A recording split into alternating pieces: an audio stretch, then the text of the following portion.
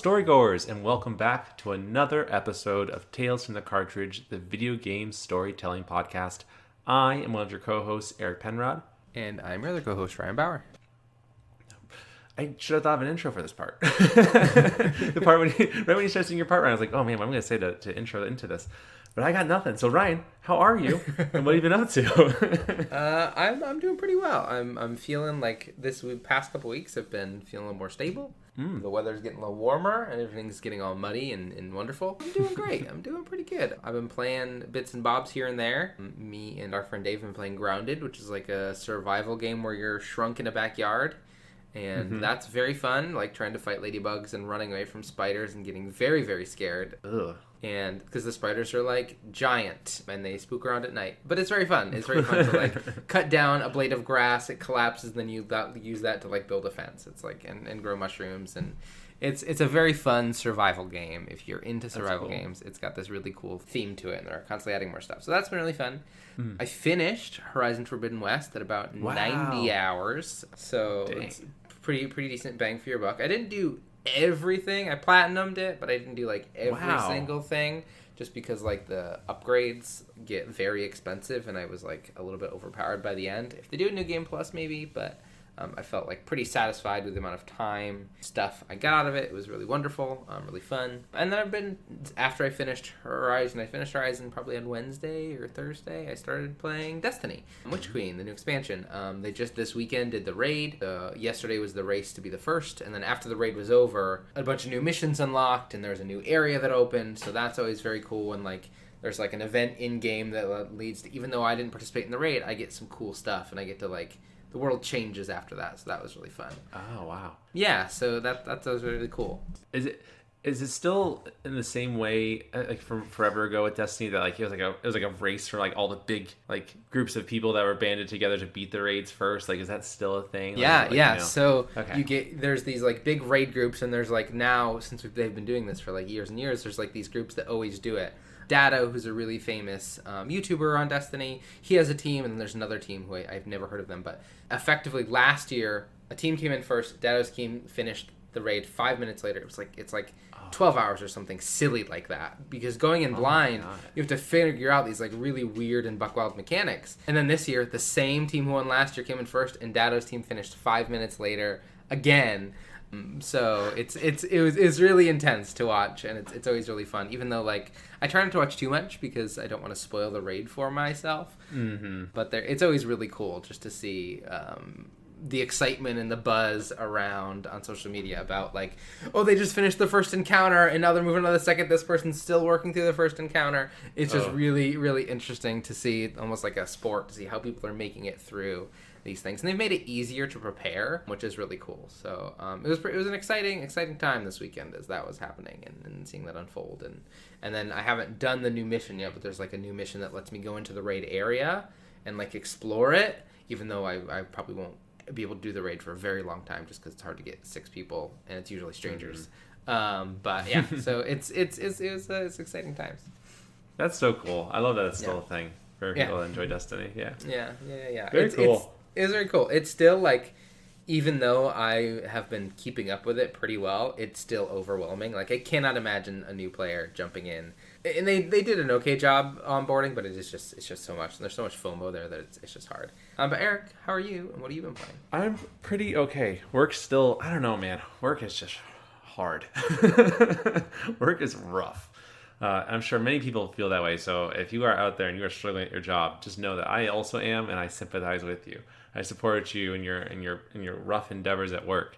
It's never easy, it feels like. But besides that, I'm trying not to even think about that, right? Something for myself I'm working on is that if I'm off the clock, I need to stay off the clock. Like, if I'm not getting paid for something, I need to not think about it. So like, that's something that I'm working on. It's very, very hard, but it is doable, and video games are fantastic to help. And actually, on Thursday, I had a real rough day. So I need to escape reality for a while, and I finally got to throw on Pokemon Legends Arceus. Arceus? Yeah. Yes, Arceus.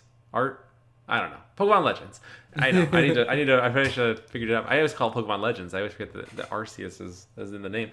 But I finally threw it on, and it was a lot of fun. It's like Breath of the Wild, but with Pokemon. It feels weird to me though. I feel like I'm the only one that probably maybe thinks this way. but it just feels really weird. Like, so you get a Pokedex, right? But it's a book because it's like early in time. Ancient times. Times, yeah. And like you have to catch like 25 of each Pokemon. And you have to battle certain numbers of Pokemon. And you have to use certain moves against these Pokemon. And that's all well and good. That adds to like the value of playing this game with all these Pokemon in it. But it just feels really gross sometimes. I'm just going around to these Pokemon who are just minding their own business, trying to live their lives, and I just capture them and take them from their homes. And I'm doing it in waves of them. There's nothing stopping me from just taking out all these Pokemon, and there's nothing any of them can really do about it. They try to battle, but then my Pokemon are stronger, so then I just I just capture them. Like it's kind of feels like a genocide of like a species in a sense. Like it just feels like but of course obviously it's a game. If they just respawn, it's not a huge deal. But it just feels like it's a bad thing. Yeah. That being said, Eric, this game takes place before all the other Pokemon games, right? Yes. And there's Pokemon in this game that then don't show up in later games. Mm-hmm. So, I mean, there is an argument to say that maybe you have wiped them out. And in Pokemon Red and Blue, when they're no longer there, it's because they've been wiped out. I think from what I understand, so I like Pokemon a lot, but I don't love it until you fully understand the lore. I'm pretty sure this one takes place where Diamond and Pearl takes place, so it's not Pokemon. It's not Kanto region, which is Pokemon Blue and Red. Right. So I think that's why it's a little different. Mm-hmm. But still, I think the point remains the same. Like, it just feels really gross. Yeah. Like, you just like there's nothing stopping you. It's almost like but the game tries really hard to make you understand. Like, we are just researching these Pokemon. We just want to understand these Pokemon. But then it goes, capture 25 of them and bring them here. Like, basically kidnapping these Pokemon. It just feels really like sometimes like the Pokemon like will get angry that you're near and they come to fight you because they're wild Pokemon, which makes sense. And sometimes they'll gang up on you, so it feels really bad then that you're forcing Pokemon you've already caught to attack Pokemon they're just trying to defend themselves or like have you stay away from them, to then capture them and force them away from their home. So really, when you break it down like that, it's kind of disturbing, and I don't know if I want to play it anymore, but I think I will keep playing it still. Because it's very fun, I just try to take that aspect away from it. And which I'm sure many people do in real life situations as well, which is also a huge problem. There's really no justifying this the more I talk about it. It just feels grosser. It just feels really gross. Grosser is not a word, I don't think. Is it? Is grosser a word? I don't Grosser is a word. Grosser is a word. Yeah. Grosser. More grosser gross. with a C. Like, I'm going to go to the gross... that person's a grosser word. Gross is a grocer. Yeah, they're grosser. Yeah. they work at a grocery store. They're a grocer, of course. They're a grocer. Yeah, it's a poor name for someone who's so important. You know what I mean? Like, very yeah. Anyway, so Pokemon Legends. 10 out of 10. Go buy it. I don't know. It's interesting. I really... It feels so... I don't know. The more I think about it, the more, like...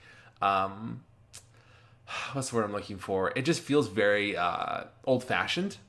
Like, you get to pick your person, but you really can't customize them a whole lot until probably later in the game, I imagine. I haven't gotten to that point yet, but they're like...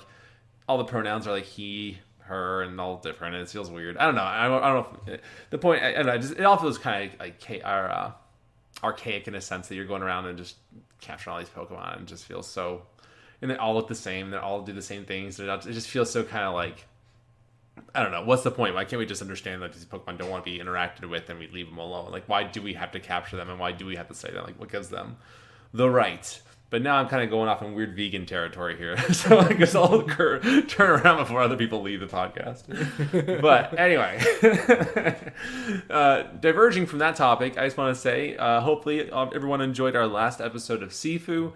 We worked really hard on it. I thought it turned out really good. So hopefully that went really well for everyone and they enjoyed it. Please send us your thoughts, feelings, and perspectives to talesfromthecartridge@gmail.com. All of the E's are threes. Let us know what you think about the episodes we covered, and we'll send you a Tales from the Cartridge sticker. It looks awesome, and we'll also share your perspective, your thoughts or your feelings, on the show in a future episode, which would be fantastic. We'd happily do that. And today's a great day for our episode and the topic we're going to cover, because I feel like this topic is one that people love. So if there is one that we don't cover this category that you want to send us in to cover in a future episode, that'd be great. Wow, made that really confusing. But Ryan, just so I can stop talking, would you like to tell the storygoers what our episode is today? I'd love to. So this is something we've kind of talked about a couple times, and I even think when we were first writing scripts, we thought maybe we'd have a section for these things for each game, but it just didn't quite work out because there's only so much time in our lives. So this episode we're going to focus on fan theories from various games. This is a really big part, if you're not aware, this is a really big part of what makes games sometimes interesting or how you engage communities is you have these fan theories. Like a really good, modern day example of this would be like Elden Ring, right? It's a huge game and it doesn't really tell you anything. So there's entire groups of people online now dedicated to figuring out what time of day you have to talk to this person and how many times you have to talk to them before you go to this other person, right? It's all about figuring those things out, and that's something that in the larger scope of games happens, and these theories evolve about what is the actual meaning behind these things, or what are we, what's the word? Suspending our disbelief on, and what pieces are we filling in? Because a lot of times games don't make a ton of sense because they don't really need to be. They make assumptions about things because it's an artistic choice or it's a narrative choice, and we as humans who like to find patterns in everything then like to come up with the why of why these things happen, and it ends up being these really fun and interesting communities that develop around video games and have for a very long time. And even though games are less kind of dense and opaque now, these things are still happening, and there are still a lot of games that that is part of the draw. So fan theories, that's a huge thing to say. This is focused on fan theories, right? Am I saying that right? When we were talking about this, I was like, we're doing the fan fiction episode, right? You're like, we could. I was like, no, Eric, that's different. I was panicking a little bit. I was like, oh my god, I don't read any fan fiction. I was like, we can if you really want to. I'll desperately try to find something. No. Just reading pages of fan fiction in 5 minutes. Oh no. Oh my god. It is funny how people try to, you were right, Ryan, humans really do try to put pieces together, right? That's what we're all about, yeah. Don't need to, in the same way that we, I don't know, hypothetically would go out and just capture many types of Pokemon against their will. And I don't know, just any situation really, when you think about it. I don't know. Yeah. Segueing or back to grab a bird from a jungle and make it over hundreds and thousands of years, have eggs in your backyard. You know what I mean? Wait, what are you talking about? Chickens, right? Right? We did this. We grabbed birds from the jungle and turned them into food. Same thing. I thought you were talking about a video game. I was like, what are you talking about? No, although I bet that's a video game thing. I bet that happens somewhere. A video game where your job over thousands of years to domesticate animals. I was so confused. I was like, what game are we talking about? Is this Animal Crossing? What? I don't know. Oh my god, that is so funny. Woo! Okay, this is good. This is a great way to start this episode. Good energy. We've got a good episode energy. Yeah, this has last DLC energy all already. It has. Yes, this is. Our last one. Yeah, we got such good feedback on our last DLC episode. Apparently, my inability to understand that octopi can't have human babies made everybody laugh. So I'm happy that is a thing. So it's very good. Ryan, I would love to start us on our first fan theory. That's okay. All right. Yeah, cool. Please do. I tried to get ones that I thought were pretty generic, ones that I didn't even know about, and ones that are really popular. So I got 3, one from each category there. Yeah. Mm-hmm. So the first one I grabbed was actually from Shadow of the Colossus. I never even thought about this theory. I never even thought about this. I had always assumed myself and kind of found myself in this own cliche trope of thinking that the Wanderer and Mono are a couple. But the theory is that Wanderer and Mono aren't a couple at all. There's really nothing in the game that ever states they were ever in a relationship, right? He just comes up, he puts her on that slab, and he begs to bring her back, but he never clearly states why. I think he says something about loving her, but again, love is so multifaceted, you can't really prove in what kind of relationship that would mean. So it could be anything, any kind of deep bonded relationship, sister, friend. What if she's his mom? I don't know. I doubt it. She looks young. Not to say that moms can't look young, but just I don't know. It doesn't make any sense. So I think it's just that whole kind of old-fashioned cliche we all had growing up that, because this boy brought this girl to a slab and then slayed 16 colossi. 16? Yeah, 16 colossi. To bring her back, you just think, well, they must be in a relationship, right? Why else would he do that? But I don't know. I think it makes a lot of sense as to why that doesn't happen. And I was really doing some research on the idea of like, does she realize that when she picks him up at the end? Spoilers. You should go listen to our episode if you haven't watched it or listened to it yet. There's gonna be a lot of spoilers, I think, in this episode. That's a good warning for all these games. We'll make sure to say what the game is and what the spoiler is, but just yeah, that's a really good point. But like, there's nothing that shows her when she picks him up. Again, spoilers at the end of the game, and he's a baby. Like, she doesn't really know who this person is. So I don't know. There's nothing that really shows that, you know, because if she did recognize him, I imagine she would make some kind of like, you know, like, no, my lover's a baby. That's weird. But like, at least that's what I would say. But like, I don't know. For her, like, maybe for all we know, the Wanderer could have been this creepy dude that was just stalking her, and all of a sudden she falls into a coma. And he's like, "Well, here we go. I'm gonna go in. This is gonna be great." that's my chance. That's a poor choice of words. But like, you know, he takes his chance and he takes her and somehow saves her life in a really messed up way. So yeah, as creepy people would. I feel like a creepy person would do that. Honestly, let's be honest.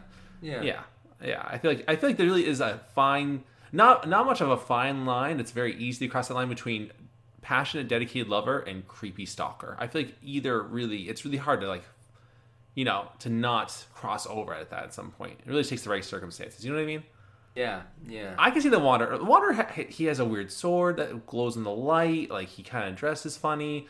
Like, I don't know. If you told me that the Wanderer was a creepy person, that the creator of the game came to me and was like, yeah, the Wanderer's just like really just like a stalker, and he's like doing this. I'd be like, yeah, no, that makes sense. I get it. Totally get it. He's a weirdo. Yeah. Just move on, dude. No? Okay. So good one to start on. Good energy. Yeah. It's good. Talking about creepy. It's okay. These are fan theories. They're all gonna have weird energy. We just gotta accept it. Lean into it. It's gonna get a little weird. It's gonna get a little weird. It's gonna get a little weird. Yeah, that's just how it goes. Yeah. Just I think the lesson. I mean, going back to lessons learned. The lesson we learned from this. The red flag is like, don't allow yourself to have a stalker that could try to bring you back from the dead. Right? Try to get a stalker that would move on from your death. Counterpoint though, Eric, if I died and somebody brought me back to life, yeah, I may not necessarily want to have a relationship with them, but I would still be appreciative, I think. Although, consent is also important. Like, maybe I don't want to. It's important. Maybe I was, you know what I mean? Maybe I don't want to. Who knows? We won't get too far into it. I don't want to. No, I don't know. It depends on the context. She comes back looking pretty okay. Like, not like really no consequences. Like, she's like, and he's she's gone. kind of wakes up like, what's going on? And he's gone. Right. Yeah, he makes the ultimate attack. His creepy ways really led him down astray. Let's be real. Yeah. If he had just moved on and tried to get a healthy relationship with a living person, things would have gotten better for him, I imagine. Probably. I don't know. Probably. I don't know. Wouldn't have made a game. Yeah. That's true. All right. Kind of game, I guess. Yeah. Stalking like a dating simulator. sim. Yeah. Oh, yeah, that too. Oh, okay, Ryan. Good start. You are next. Yes, I am next. What is the theory you want to bring next? All right. My fan theory is Animal Crossing. There's not really any spoilers in Animal Crossing that we're going to get into, so you don't have to worry about that here. This theory is that you, as a character, as the player in Animal Crossing, have been kidnapped and murdered, and you're in purgatory, or just have been kidnapped. Geez. Wow, that got dark real quick. Yeah, real quickly. and the kind of the main kind of connection with this is how you sometimes, join these games. In a couple of the games, I don't remember which ones, you're brought to this island by Captain, who is a pretty well-known character, this kind of frog turtle creature, who brings you to this island community.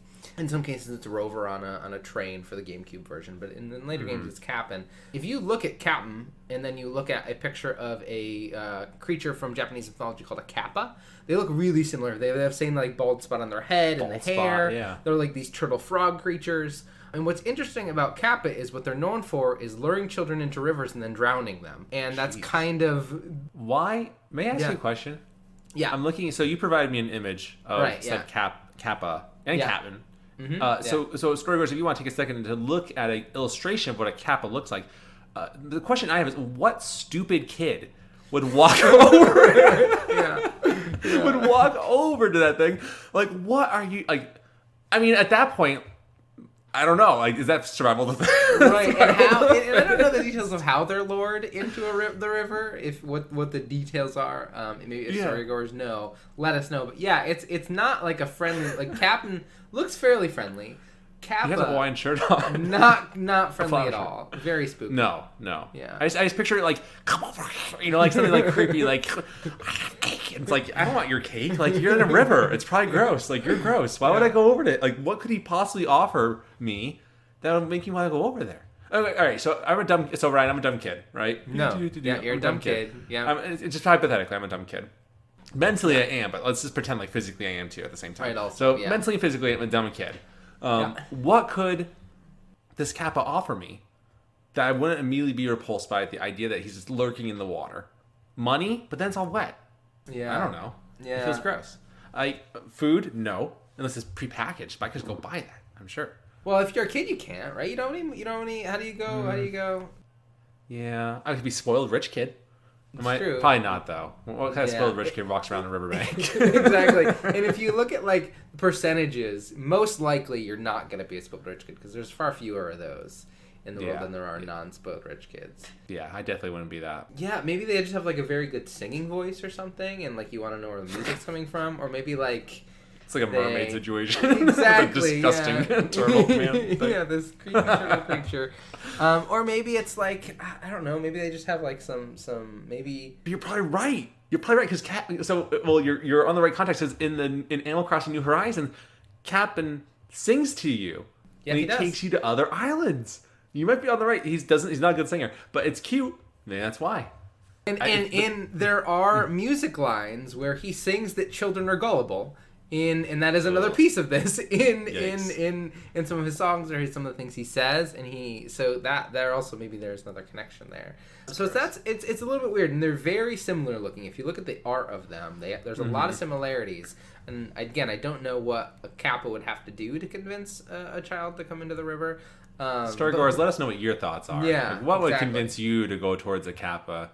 Money's the only thing, but then again, it's all wet. Like I don't want them in my pocket. I don't know. I guess maybe what again, we got to put ourselves back in really, really long time ago in ancient Japan, and you're a child, right? Like what are the things you need? Like what if they have I don't know, something super cool that's waterproof, like a cell sword. Samurai swords. Samurai swords. Yeah, okay, all right, we figured it out. If I had a creepy monster offer me a samurai sword, I would be dead in the water right now. As a 30-year-old right now, if I went to Japan and a water cat offered me a samurai sword, I would probably be dead in the water.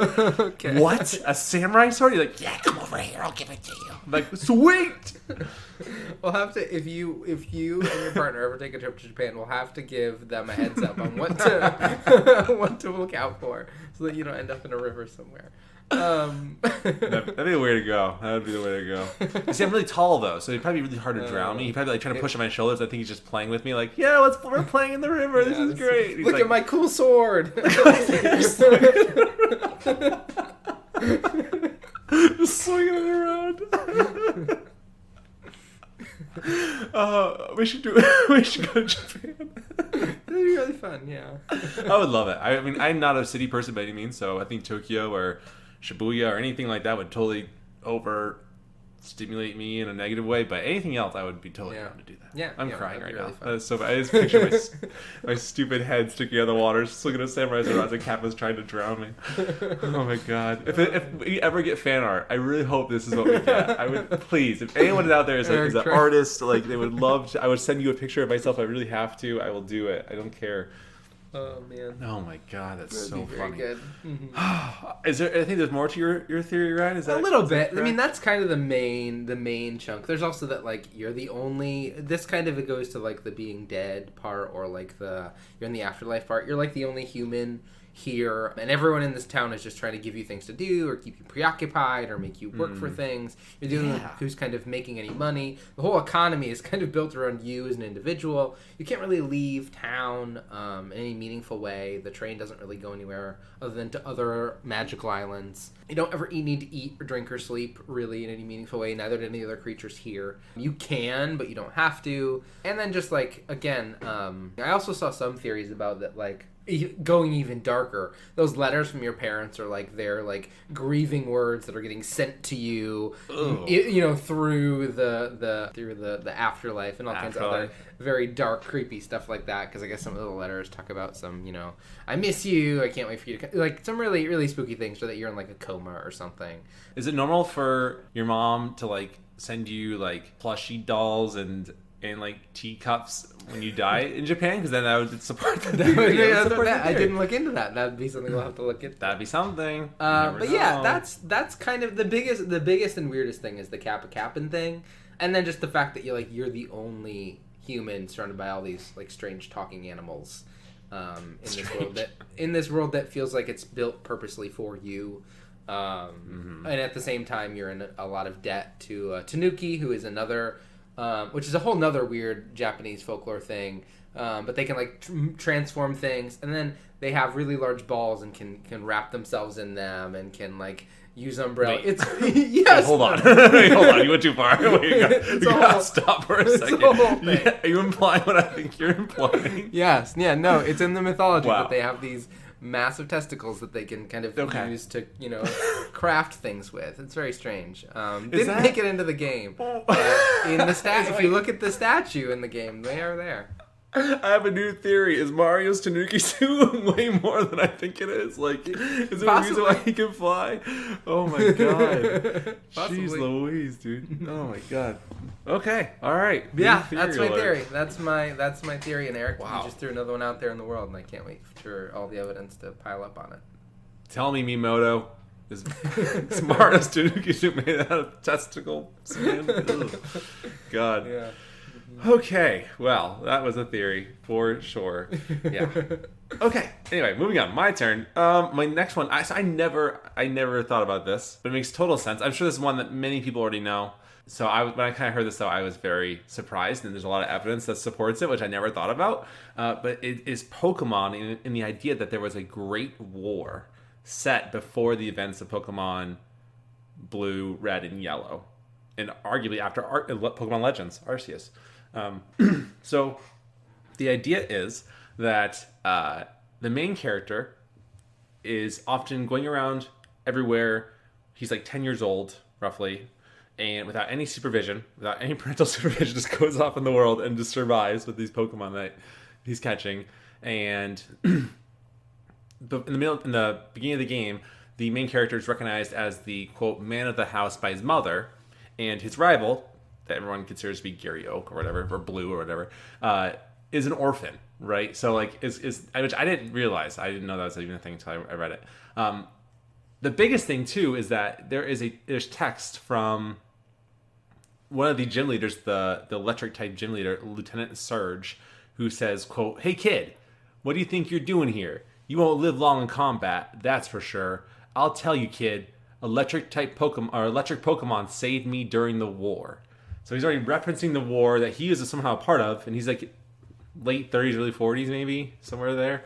And it kind of also explains too that there's so many little kids that you just encounter in the world, and without any adults really bother. There are adults that bother you in the world. There's like the fishermen, I think, and like the karate types, and of course as you get to the end of the game is Lance, but Lance also looks pretty young himself too. So I think it also just kind of explains that, like, as it implies that so many of these adults died in this war. But again, if you imagine they're using Pokemon to kill each other, so like, why are the adults dying, and not more so these Pokemon, which probably happened a lot. So I don't know.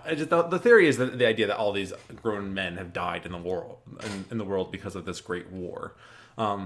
It doesn't really explain, like I said, all the adults that you kind of run into that, fish and do karate and whatever and all these other. But again, my thought is, I didn't see this anywhere, so this is me adding to the theory. This is a Tales in the Cartridge first. So get ready. That, it might explain why there are so many adults in the world. Not so many, but there are some adults in the world battling with Pokemon, since they have so much experience doing it from the war they may have participated in, that maybe they thought, well, you know what, I've already participated in this war, I kind of want to regain some of my time back, I'll do this Pokemon thing. That seems like more like a hobby than it is a career, right? unless you get really good at it. It's like Twitch streaming when you think about it. Pokemon is like Twitch streaming. Everyone can be one, but if you're not really getting to the Elite Four, then what are you doing with your time? You know what I mean? Yeah. Or even podcasting. No, I'm just kidding. I'm not going to say that. But yeah, so that's the one. I feel like everyone knows. Yeah, I feel like a lot of people know this theory or have heard this theory before. But I just found it very interesting. But again, of course, as you go through the games more, you see more adults and you see, them interacting and stuff. So, but I don't know if it's just implying just the Kanto region from the first game or what. But yeah, very interesting. It would be really cool if they could explain more of this, but it would get into some really dark territory that I'm not sure Nintendo would want to go down. So probably won't ever hear more. Not surprised though, with the rate of Pokemon that I'm catching in Pokemon Legends Arceus. You can use this for military might. Building an army, yeah, exactly. Yeah, 100%. He's going around capturing all the Pokemon, 25 of them. Yeah, no, it's going to be crazy. Crazy war. Yeah. Maybe that'll be a DLC. That'll be the next DLC where you're getting them armor and training them to go to war. And it'll become like a Fire Emblem game where you have Pokemon on a grid. Yeah, that'd be really cool. Yeah, that'd be pretty cool. Messed up, but cool. Yeah, exactly. I'm down for it. Okay. Mm-hmm. Yeah. All right, Ryan, it is your turn now for the next theory. Yeah, so this is a bit of a wild one, and there's a bunch of different versions of this out in the internet of different ways that these things are connected, and there's some people assuming some things and other things. This next theory is that all Valve games take place in the same universe. Left 4 Dead, Dota, Portal, Half-Life. There were some very old games, Day of Defeat, which are some of their very first games, TF2. All of these games take place in one giant timeline. And a lot of the supporting information for this is oftentimes you'll find the same maps. One of the examples is in Left 4 Dead and Counter-Strike. You go to the same places, but they look different. One looks full of zombies and everything's falling apart. And in Counter-Strike, it's a map where you're obviously there's terrorists and you're the counter-terrorist and you're fighting for this stuff. Yeah. So there's some similarities there. The Black Mesa and Aperture, those have been kind of in canon, kind of established as company rivals. Aperture. Oh, also there may be some spoilers here for Half-Life 2 and for Portal 2 and for the whole series as a whole. So just the heads up there. I'll get into it in a little bit, but just if you're listening and you don't want any of those things spoiled for these very old games, just keep that in mind. Maybe skip ahead 5-10 minutes. Portal 2 and Half-Life in the same universe. At the end of Half-Life 2, you're going to find the Borealis, which is a ship that was made by Aperture Science, and you find the docking bay in Portal 2 where the Borealis used to be. So they're confirmed to have happen in the same universe. And in order to save the world in Half-Life, you need to go find an Aperture ship because in Half-Life 2 you're trying to effectively create portals to go to fight the bad guys, and guess who figured out portals? It was Aperture. So there's some connection there, and that's kind of been confirmed. And in Portal 2 there's some Cave Johnson is talking about those jerks over at Black Mesa trying to get the upper hand, and you will hear more about that soon, but just know that those are kind of confirmed to be connected. And then the Half-Life, the Counter-Strike and Left 4 Dead, those are they take place in similar areas, so the assumption is that they are also in some way connected. You have Day of the Dead and Team Fortress. These games take place in kind of the theming is the 40s and the 50s, World War II era. You get to TF2, and that's also around the time when Aperture and Black Mesa were founded. So founded in this kind of post-war world, which a lot of companies were founded around that time. Especially looking to create technology and to advance the human experience and those types of things. TF2 takes place in kind of the 60s and the 70s, and a lot of the references, in TF2, you'll run into, and the main way you get your materials in TF2 is a large corporation called, what is their name? I just had it. I was going to try to remember it. It's Cargo Incorporated or something silly like that. Oh. Where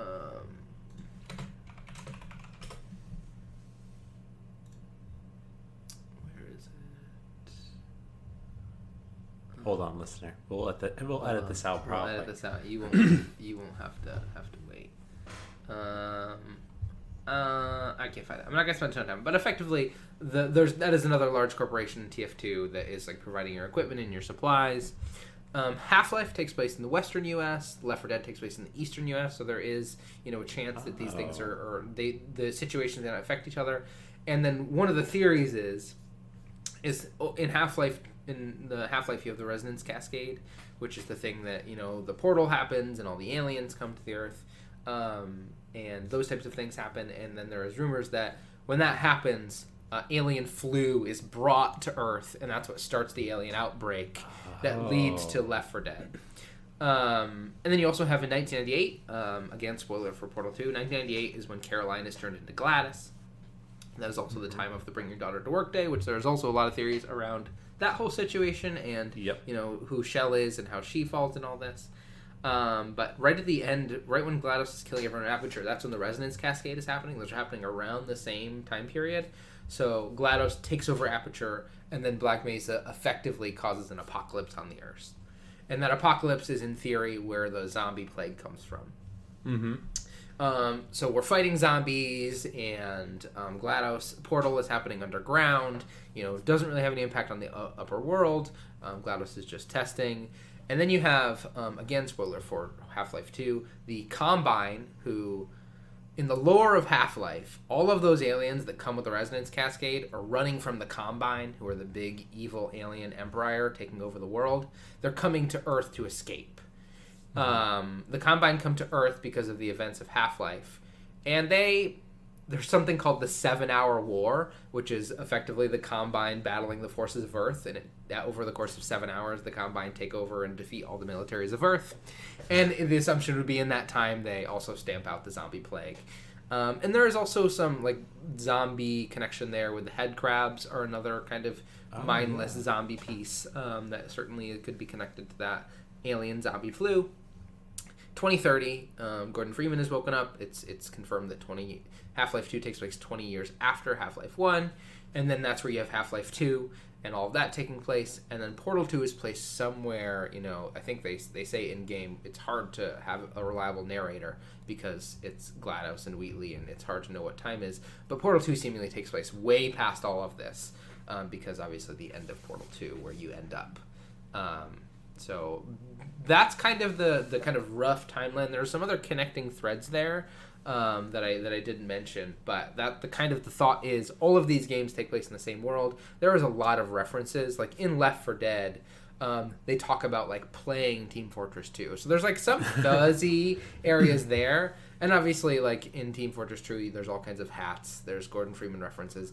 Mm-hmm. It kind of, where does all these games are made by the same company start, and all these games are in the same universe end? That kind of gets really blurry. But there is some kind of, especially for that Left 4 Dead and Counter-Strike, there's certainly a connection there. There's also a theory that in Counter-Strike you are counter-terrorists fighting terrorists. Those terrorists are starting some kind of bioplague that leads to Left 4 Dead. That's another theory there, because really the story of Counter-Strike and is just you're trying to stop terrorists, and from letting off bombs and destroying things. So yeah, that's a big wonky weird one, that all these games are connected in some way, and there certainly are some threads there, but it's a lot going on. It's a lot going on. I feel like the odds of them playing this all out obviously are slim. Zero. This is the intention. But I almost feel like Valve is the only ones that can really do this and have it make sense. You know what I mean? It I want to believe so bad that this is kind of all, even if it's not the plan, they have taken thoughts as to all right, we're making a new IP. How should this place in our timeline? I would love to think that that's what's happening here. And my hope is, just hearing this timeline too, it gives me hope that we will see more past the idea of Portal 2 in 2050. I think that's so cool. Mm-hmm. And maybe with I don't know, I don't want to say too much about Half-Life Alyx because I don't really know a whole lot. I know vaguely what happens, but I like to think that that's going to play a part in what the future as well, which would be cool. Yeah. So, and then there was also the new Portal game that just came out, the Desk. I read about this on a Reddit. Someone asked Eric Waplo. Yeah, we've said he's been a part of the games before. He's been a part of Steam forever, or Valve forever. Someone asked him if Desk Job was canon, and he said no, that's not canon right now, but sometimes something that's not canon will later become canon. Yeah. Based on the circumstances. Yeah. So I pretty cool. Also, like for those of us who don't have Steam Decks, which I don't think either you and I have one, but I've heard you can download it on PC and just play it and enjoy it. So it's worth it may be worth trying. But I mean, I think the only thing to really look forward to, Ryan, as I start my joke, here it goes, is that we could put Portal 3 past 2050 when we are the voices in Portal. So it's the only reason why I pre-ordered a Steam Deck. My hope is that Gabe Newell, who's been going around and hand delivering them, will fly to where I live to hand deliver, and I will capture him until You'll hand him the script that we've been working on. Yes. And he'll drop it as he walks away. Yeah. Exactly. And I'll say, oh, he'll come back for it later. Yeah. When he arrives for the payment, you'll instead hand him the script and say, "This is worth more than any Steam Deck." Exactly. It's the equivalent of if I was a Kappa in a river trying to convince a young Gabe Newell to come over and have some cake that's been sitting in this water. Really, it's not. No one would want that. But for me, as a dumb Kappa, I think that yes, this is what Gabe wants. That's what he's looking for. Yeah. It's just my wet script, like 5 pages of what I think this could be. Come closer, Gabe. Read my script. And I drown him in a river, and I think, well, that was counterproductive. Now that I can never do Portal 3 now. Right.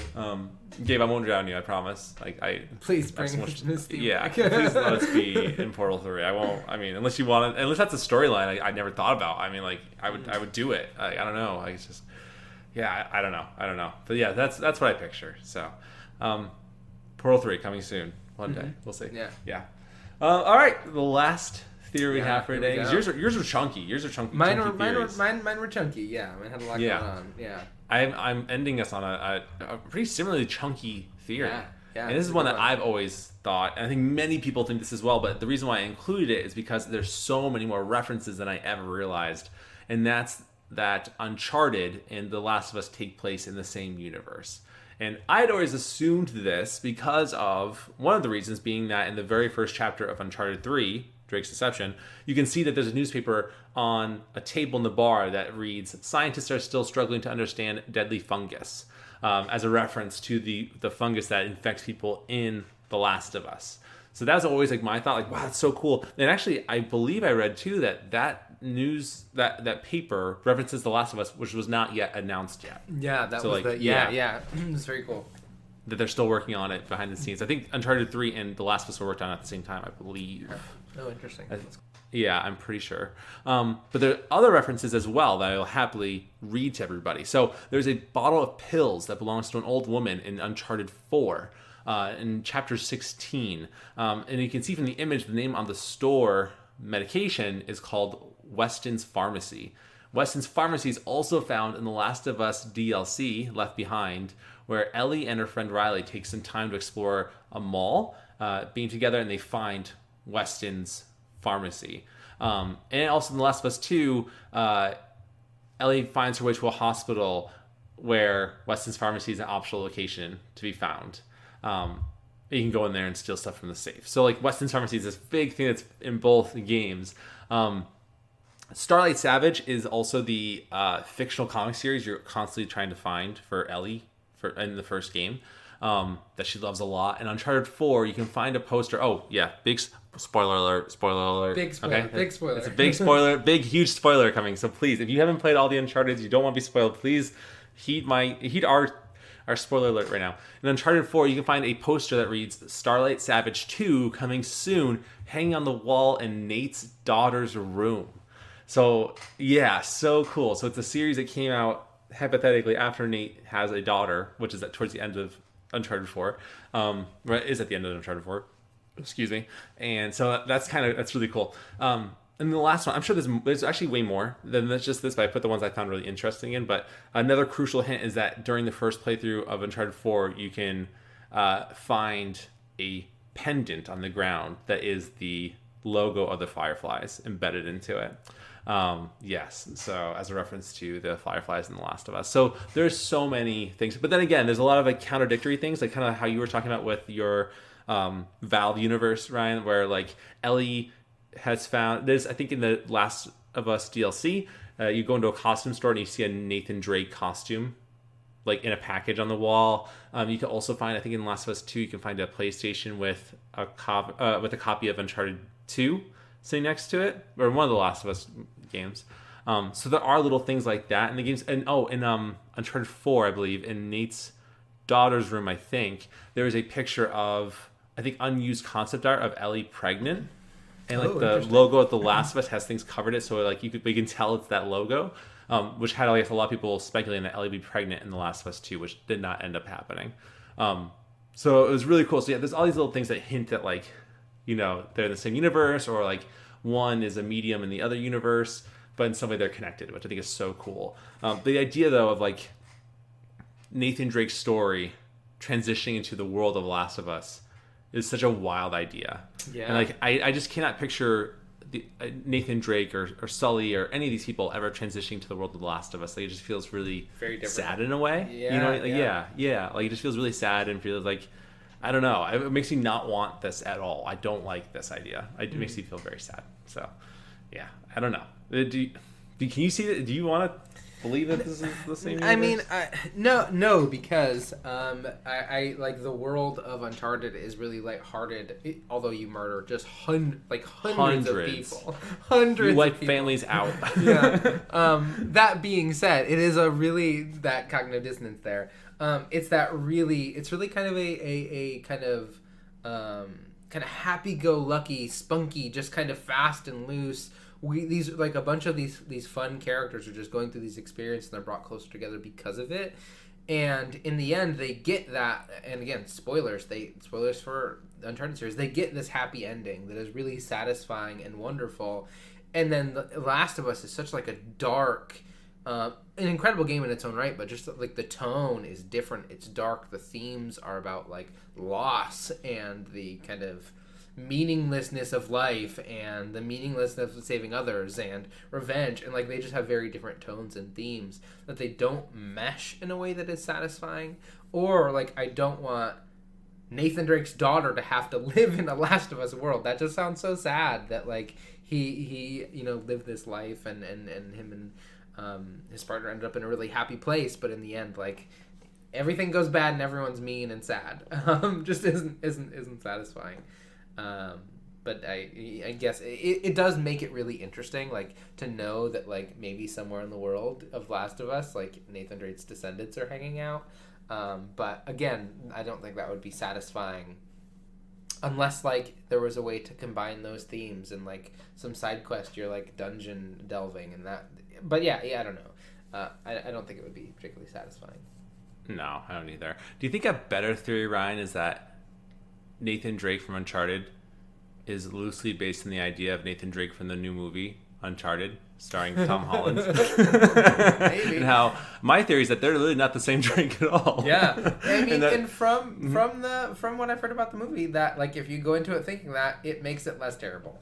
Yeah, I've heard that it did a lot. It did really well, supposedly, which I don't know how I feel about that, but right. Yeah, okay. I've been curious to check it out and see. I've also heard, this is unrelated, that there are like some post-credit scenes, and in one of the post-credit scenes, it like throughout the movie, at no point does Sully feel like Sully, and apparently Tom does a decent job of being Drake, but I guess in the post-credit scene, like, they nail that dynamic in a way that they do not even come close to touching in the movie, which feels very weird and strange. But again, I haven't seen it. This is purely speculation from hearing people talk about it.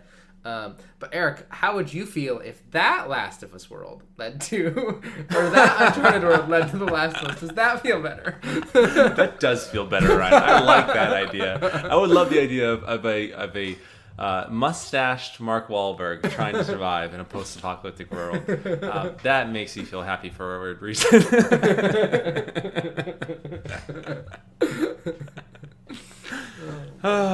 Yeah. Anyway. So those are the major theories we brought to the table today for our DLC episode. Hopefully they were good. Hopefully you learned one that you had never heard of before. What are your thoughts, feelings, or perspectives? Are there a theory that you just like totally believe in 100% that you would like to share in the show? Is there one that you absolutely feel like is not one that you want to share in the show? Or you want to talk about how Uncharted the movie probably wasn't that great, and I'm just judging it because I haven't seen it and I don't really want to? You can send your thoughts, feelings, and perspectives to talesfromthecartridge@gmail.com. All of the E's are 3's. Let us know what you think, and we'll happily read those on the show. I'd love to learn. I think theory is one of the best parts of video games, like you're saying, right? And it's just so much fun. You can get so far into the rabbit hole of what those are, and there's so many of them. I'm very excited to hear more. So please, if you have any of them, let us know. Comment on our posts. Let us know what you think. We would be happy to read those and just meld them over. I think it'd be a lot of fun. Meld them over? Mold them over? Mold them over. Mold them over? Mold them over. Mold? Like Grocer? Mold wine. Grocer them over. Mold wine. Grocer them over. Grocer mold. Hopefully you enjoyed this 52-ish minute episode, and it'll probably be edited shorter than that. 49 minutes, I was going to say. I want to say 49 10-minute minutes. episode. 10-minute episode. We thought we learned about the word grocer. But we will hopefully you enjoyed it, and we will see you in the next episode. Bye.